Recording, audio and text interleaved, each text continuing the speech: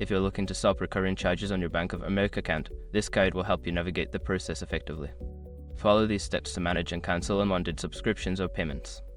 Step 1. Review your transactions.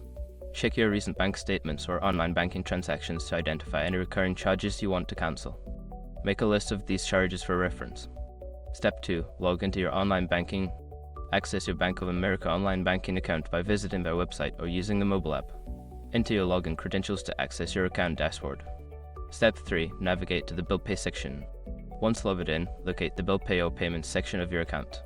This area will show you any scheduled payments or recurring transactions linked to your account. Step 4. Cancel recurring payments. Find a specific recurring payment you wish to stop. Click on it to view the details, and then select the option to cancel or delete the payment. Confirm your choice when prompted. Step 5. Contact customer service if necessary. If you're unable to cancel a recurring charge through online banking, or if you need assistance, contact Bank of America's customer service. You can reach them by phone or through the secure messaging feature in your online account. By following these steps, you can effectively stop unwanted recurring charges on your Bank of America account.